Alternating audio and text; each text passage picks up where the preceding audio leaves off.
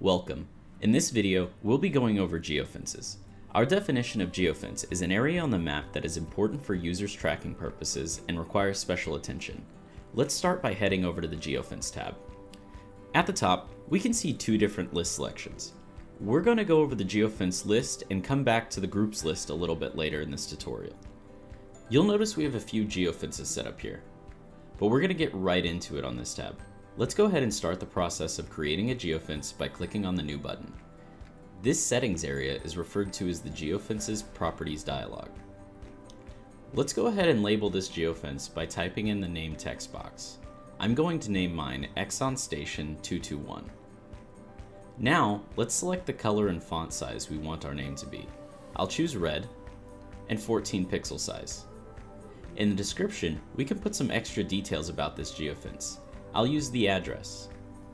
Now select the type of geofence it is, whether it's polygon, which covers an area based on the points you click, line, allowing you to cover roads easily by clicking along a path and making the line thick enough to cover the road, or circle, which allows the creation of a geofence by selecting a point and building the geofence based on a radius input. I'm going with polygon, and now I'll create the geofence by double-clicking the land around my location I'm wishing to geofence. Whoops, looks like I accidentally clicked too many. I'll take this one off the map by double-clicking the existing extra point. Let's clean this geofence up a bit. I'll make sure to fill out these corners by clicking and pulling the points closer to the land's edges. As you can see here, I can't really fill this corner without another point. I'll create a new point by double-clicking on the existing geofence line and then pulling it over to the edge. Now let's decide what group it'll go in. This one will go in my Exxon gas stations group. Here, we can either choose to select an image from our desktop, or I can choose one from the existing library. I'll choose this gas station icon here. Here you can see the area, as well as the perimeter of the geofence that we're creating. Now let's select the color of this geofence. I'll make this one yellow. If I wish to leave the icon on the map, but hide the outline, I can uncheck the Display Shape on Map box located here. Under Visibility, you can specify map zooms at which geofences will be displayed or not. Different map types, such as Google Maps or Bing Maps, can have different graduations of map scales. However, all possible values fall into a range of 1 to 19. 1 is the most detailed scale. By choosing it, you will see small streets and houses.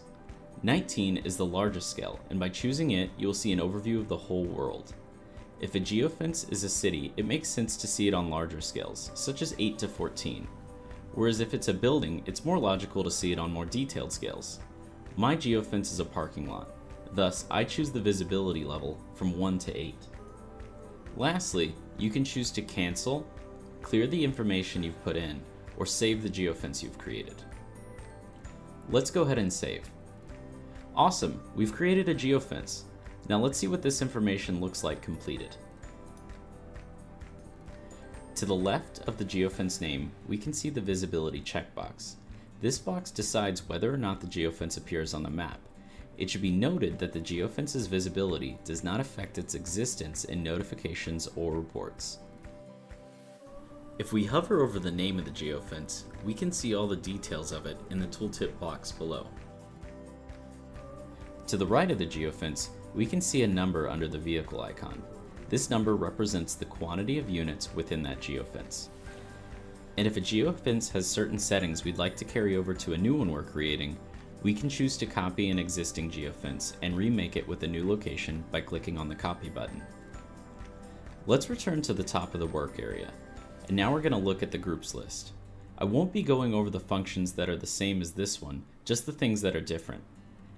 Let's go ahead and create a new geofence group by selecting on the New button. Now let's decide a name for our group, such as hardware suppliers. And if we want, we can describe this group in more detail in the description. Next, we'll need to add some units to our group. But before we can get started, we can make this process easier by sorting out the existing geofences. So in this box, I'll select items outside groups. This will clear my list of anything that has already been grouped. Then I'll type out some words or words that are in common across all the geofences, such as hardware.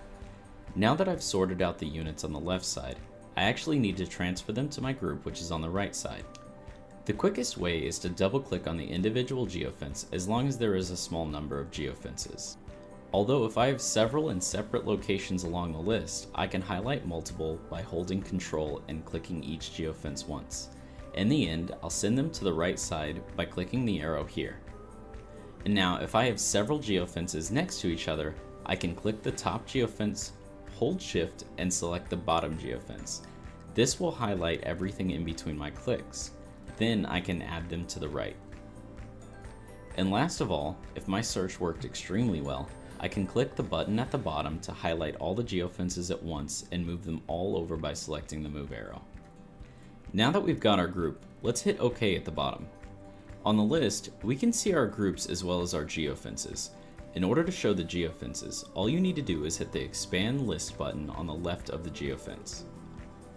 To the right of the geofence group name, there is a number in parentheses. This number indicates the number of geofences within the group. Congratulations, and thank you for completing our tutorial on the Geofence tab. I hope by now you feel a little more at ease when operating through our platform. To further extend your knowledge of our platform, check out our other video tutorials. I'll see you next time.